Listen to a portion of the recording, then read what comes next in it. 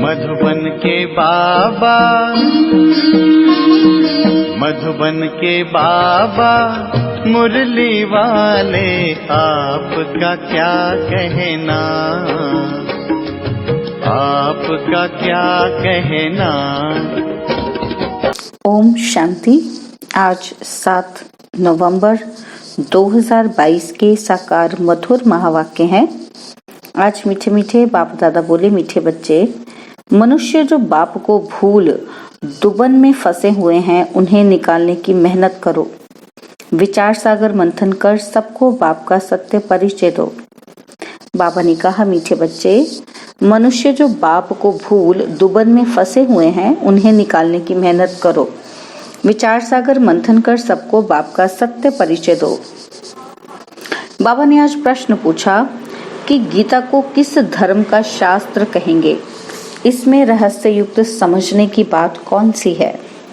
और उत्तर में बाबा कहते, गीता शास्त्र है ब्राह्मण देवी देवता धर्म का शास्त्र। ब्राह्मण देवी देवताए नमः कहा जाता है। इसे सिर्फ देवता धर्म का शास्त्र नहीं कहेंगे, क्योंकि देवताओं में तो यह ज्ञान है ही नहीं। ब्राह्मण यह गीता का ज्ञान सुनकर देवता बनते हैं, इसलिए ब्राह्मण देवी देवता दोनों का ही यह शास्त्र है। यह कोई हिंदू धर्म का शास्त्र नहीं कहा जाता। ये बहुत समझने की बातें हैं। गीता ज्ञान स्वयं निराकार शिव बाबा तुम्हें सुना रहे हैं, श्री कृष्ण नहीं। मुरली का गीत है, ना वह हमसे जुदा होंगे। ओम शांति। बाबा बच्चों को बैठ समझाते हैं अच्छी तरह से। कौन सा बाप? पारलौकिक बाप। लौकिक बाप को इतने बच्चे नहीं होते। पारलौकिक बाप के इतने बच्चे आत्माएं हैं जो याद करते रहते हैं कि हे पतित पावन, सर्व के सद्गति दाता, ओ परमपिता परमात्मा। तो पिता कहकर पुकारते हैं। परमपिता परमात्मा निराकार भगवानुवाच। निराकार परमात्मा तो एक होता है ना, दो नहीं होते। बच्चों की बुद्धि में बैठा है कि ऊंचे से ऊंचा भगवान है। वह कहाँ रहते हैं?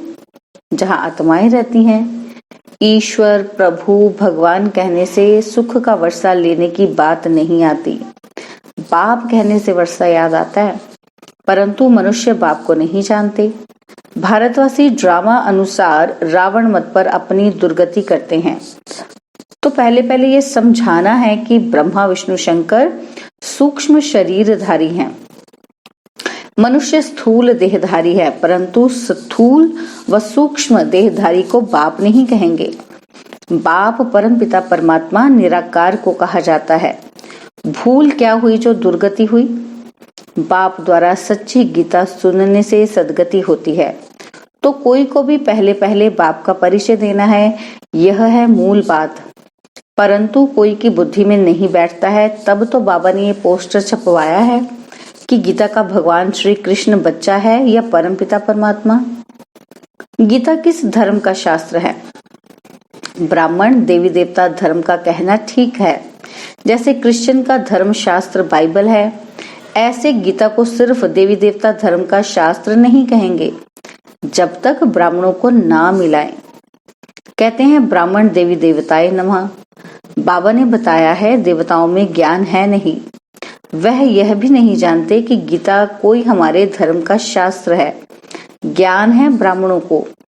सिर्फ ब्राह्मण धर्म का भी शास्त्र गीता नहीं कहेंगे, क्योंकि बाप दोनों धर्म की स्थापना करते हैं, इसलिए दोनों धर्म का शास्त्र कहेंगे। वहां तो कह देते हैं कि हिंदू धर्म का शास्त्र है, आर्य का भी कह देते हैं। आर्य समाज तो दयानंद ने स्थापित किया है। वह भला नया धर्म है, परंतु वह कोई देवी देवता धर्म के नहीं है। मूल बात है गीता का भगवान कौन। गीता में श्री कृष्ण का नाम डाल गीता को खंडित कर दिया है, क्योंकि मेरे से बुद्धि योग टूट गया। गीता में देखो कितनी बातें बताई हैं और गीता पाठशाला का मान कितना है। तो अभी देवता और ब्राह्मण धर्म प्राय लोप है। पुजारी लोग कहते हैं ब्राह्मण देवी देवताए नमः। उन्हों को यह मालूम नहीं है कि ब्राह्मण देवता कैसे बने, यह बतावे कौन। बाप कहते हैं कि मैं ब्रह्मा मुख वंशावली बनाए देवता बनाता हूँ। तो गीता हो गई ब्राह्मण देवी देवता धर्म का शास्त्र।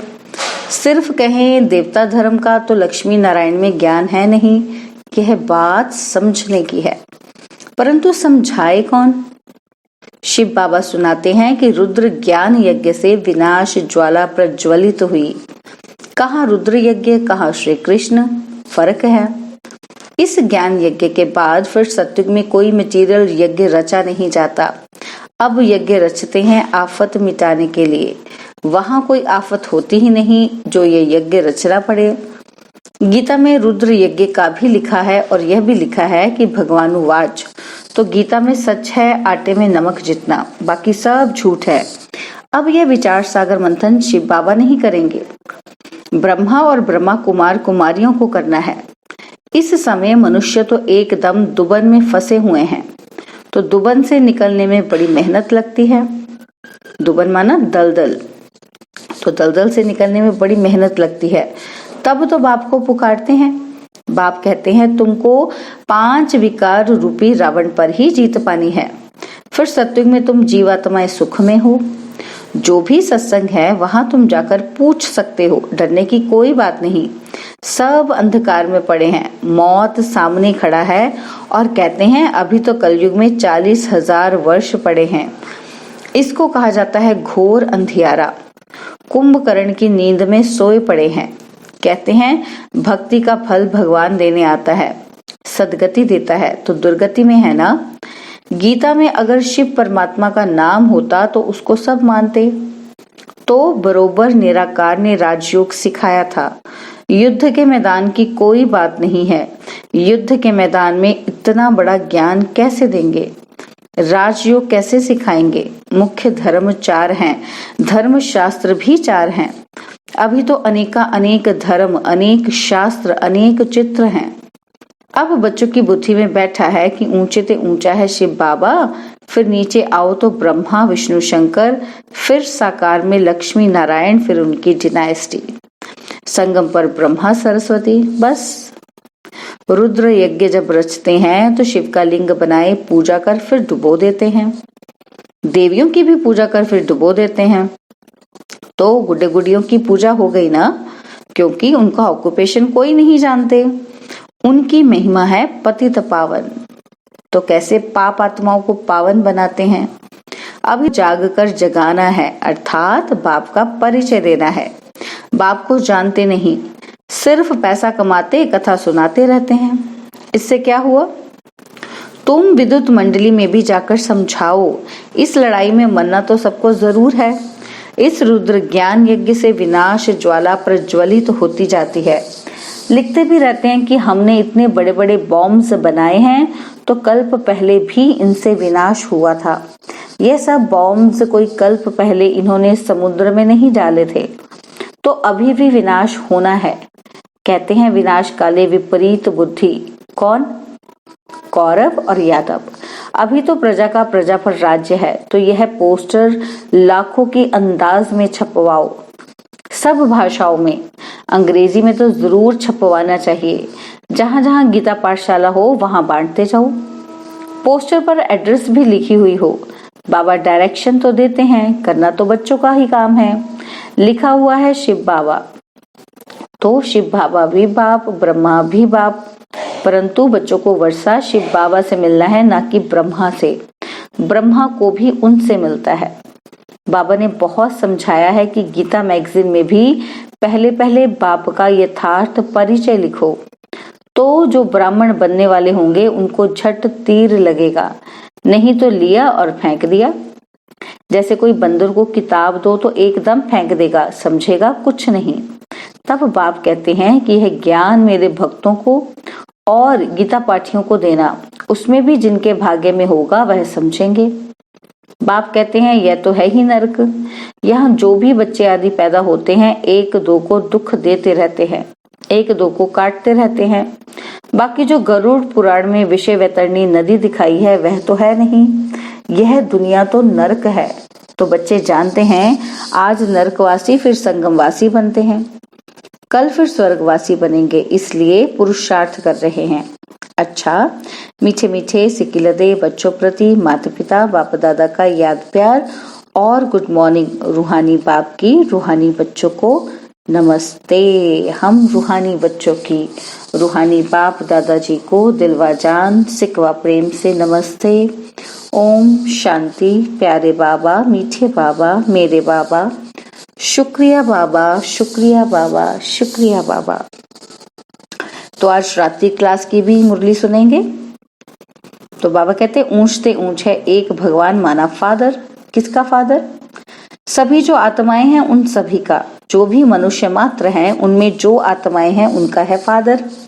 अभी सभी आत्माएं जो कि पाठ बजाने आती हैं वे पुनर्जन्म जरूर लेती हैं। कोई बहुत थोड़े लेते हैं और कोई 84 जन्म लेते हैं और कोई 80 और कोई 60। देहधारी जो भी मनुष्य हैं, भल या लक्ष्मी नारायण विश्व पर राज्य करने वाले हैं, उस समय न्यू वर्ल्ड में और कोई डिनाइस्टी नहीं थी। जो भी देहधारी मनुष्य हैं कोई भी सदगति नहीं दे सकते। पहले पहले है स्वीट साइलेंस होम, सभी आत्माओं का घर। वहां भी बाप रहते हैं तो उनको इनकॉर्पोरियल वर्ड कहा जाता है। बाप ऊंचते ऊंच, फिर रहने का स्थान भी ऊंचते ऊंच है। बाप कहते हैं मैं ऊंचते ऊंच हूँ, मुझे भी आना पड़ता है। सभी मुझे पुकारते हैं। जो भी मनुष्य मात्र हैं पुनर्जन्म जरूर लेना ही है। सिर्फ एक का बाप नहीं लेते। बाबा कहते सिर्फ एक बाप ही नहीं जन्म लेते, पुनर्जन्म तो सभी को लेना ही है। कोई भी धर्म स्थापक हो, बुद्ध अवतार कहते हैं ना, तो बाप को भी अवतार कहते हैं, तो उनको भी आना पड़ता है। अभी सभी आत्माएं यहाँ मौजूद हैं, वापिस कोई भी जा नहीं सकते। पुनर्जन्म लेते हैं तब तो वृद्धि होती है ना।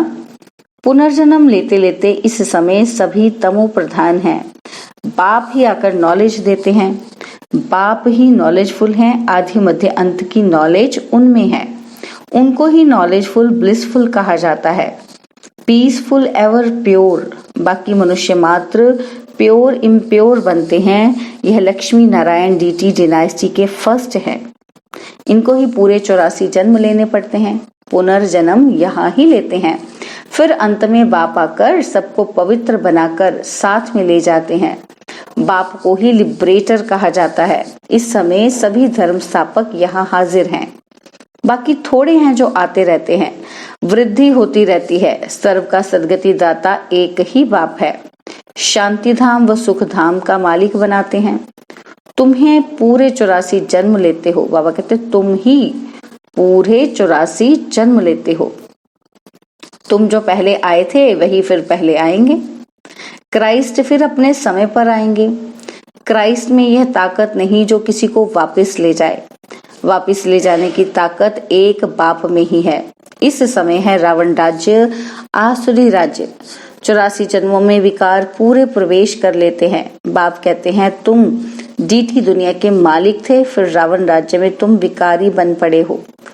पुनर्जन्म सभी को जरूर लेना पड़ता है। धर्म स्थापन कर वापस चला जाए ये हो नहीं सकता।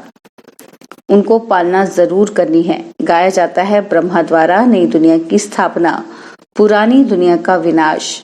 नई दुनिया में एक ही धर्म, एक ही डीटी डिनाइस्टी थी। अब वह है नहीं, सिर्फ चित्र हैं और सभी धर्म मौजूद हैं सिवाय एक गॉड फादर के। जो भी देहधारी हैं पुनर्जन्म जरूर लेते हैं। भारत है अविनाशी खंड, यह कब विनाश नहीं होता, अविनाशी है। जब इनका राज्य था तो और कोई खंड ही नहीं था, सिर्फ इनका ही राज्य था। सूर्यवंशी, चंद्रवंशी, बस और कोई नहीं। नई दुनिया को स्वर्ग डीटी वर्ल्ड कहा जाता है। इनकॉर्पोरियल वर्ड को स्वर्ग नहीं कहा जाता। वह है स्वीट साइलेंस होम, निर्वाण धाम। आत्मा को ज्ञान सिवाय परमपिता परमात्मा के और कोई दे नहीं सकता। आत्मा बहुत छोटी बिंदी है। सभी आत्माओं का फादर है सुप्रीम सोल। उनको सुप्रीम फादर कहा जाता है। वह का पुनर्जन्म में नहीं आ सकते। इस समय नाटक की पिछाड़ी है। ये सारी दुनिया स्टेज है, इसमें खेल चल रहा है। इसकी ड्यूरेशन है 5000 वर्ष। यह है पुरुषोत्तम संगम युग, जबकि बाप आकर सभी को उत्तम से उत्तम बनाते हैं। आत्माएं अविनाशी ही हैं, ये ड्रामा भी अविनाशी है। बना बनाया खेल है। जो पास हो गए फिर उसी समय पर आएंगे। पहले पहले ये आए थे। लक्ष्मी नारायण अभी नहीं है। सच्चा सच्चा सत्य का संग है। यह सच्चा सच्चा सत्य का संग है। अच्छा, मीठे मीठे रूहानी बच्चों को रूहानी बाप व दादा का याद प्यार और गुड नाइट। ओम शांति। धारणा के लिए मुख्य सार है। पहला पॉइंट है, विचार सागर मंथन कर मनुष्यों को दुबन से निकालना है। जो कुंभकर्ण की नींद में सोए हैं उनको जगाना है। और सेकंड पॉइंट है, सूक्ष्म अथवा स्थूल देहधारियों से बुद्धि योग निकाल एक निराकार बाप को याद करना है। सबका बुद्धि योग एक बाप से जुटाना है। बाबा ने वरदान दिया, सच्चे वैष्णव बन पवित्रता की श्रेष्ठ स्थिति का अनुभव करने वाले संपूर्ण पवित्र भव।